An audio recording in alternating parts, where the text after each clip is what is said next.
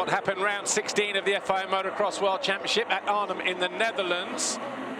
The MX2 Ram qualifying race got underway. It was Rick Elzinga, 44, the homeboy, who led the way from the 79 of Sacha Coenen, the 51 of Oriol Oliver, and the two Husqvarnas of Lucas Coenen and Romain van der Moosdijk. Van der Moosdijk, though, came under attack by the 516 of Langenfelder as he moved into 5th place. Lucas Coenen then got the better of his twin brother. Outside-inside combo, got better drive to move into 2nd place. And then Liam Everts dropped it across the top of Andrea Adamo to push the championship leader back a position. He'd also found his way by the 39 of Van der Moosdijk. Van der Moosdijk, though, got around him at the end of the next straight. Got alongside Everts, but could not find his way past. Langenfelder up the inside of Oriol Oliver to gain a position there as Sacha Coenen crashed out heavily from 3rd at the end of the straight. He would not finish the race. The battle for the lead. There was a couple of attempts, but eventually Lucas Coenen did get the better of Rick Elzinga to take over the lead. And the hard-charging Camden McClellan on the JM Honda moved past the 80 of Andrea Adamo. That put him into 7th on lap 6 as Langenfelder moved into 2nd with this pass on Elzinga. Jago Geerts back from injury, found his way by Oriol Oliver. And then Everts made his move for 3rd. This was Camden McClellan, though, falling out of 7th place. He would eventually cross the line in 13th, but it was a win for the 2nd time for Lucas Coenen in the Ram qualifying race.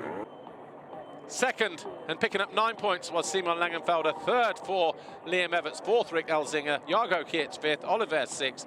Adamo 7th. And Van der Moosdijk was 8th. And picking up the final couple of points, Emil Weckman on the ship-to-cycle Honda SR Motor Blues machine at 9th. And the F&H Kawasaki of Kevin Horgmo, who picked up 10th. Andrea Adamo has a 76-point lead over Everts now after that race. Geerts, Langenfelder, De Wolf ran out the top 5. Coenen up to 6th.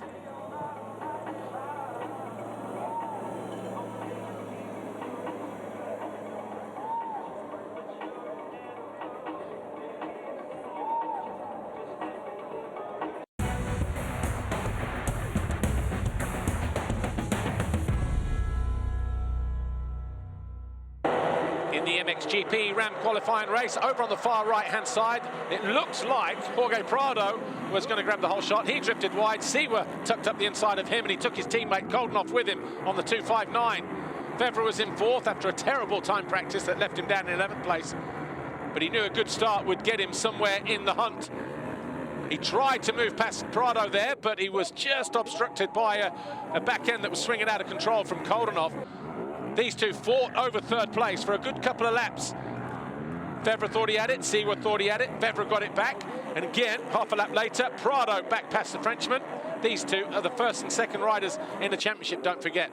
Eventually he got his opportunity, and Febvre did move past the Spaniard, and then he went after the two Yamahas, starting with Glenn Koldenoff. Calvin Verlanderen, though, out of 8th on the opening lap at his home Grand Prix. Sewa made a mistake. That allowed Koldenoff to take over the lead. That was on lap 3. Sewa left the door open for Febvre to move into 2nd. That was a lap later. Prado also capitalized on this outside line that Sewa was favoring as he moved into 3rd. And then Koldenoff, big moment here. He had to hit the brakes. Febvre capitalized and swept around the outside of the home rider to take over the lead, and he went on to win the Ram qualifying race for the 3rd time this year. Glenn Koldenoff was 2nd overall, Jorge Prado 3rd, Jeremy Sewa 4th, Tim Geiser rounded out in the 5th place ahead of Albi Ferrato, Ruben Fernandez and Benoit Paturel. 9th place went to Brian Bogers with 10th for Maxime Renault. And at the top of the championship then, Jorge Prado, who started the day 98 points clear, now heads Romain Febvre by 96. No change Behind him, Seawer, Koldenhoff, Fernandez, Valandrin.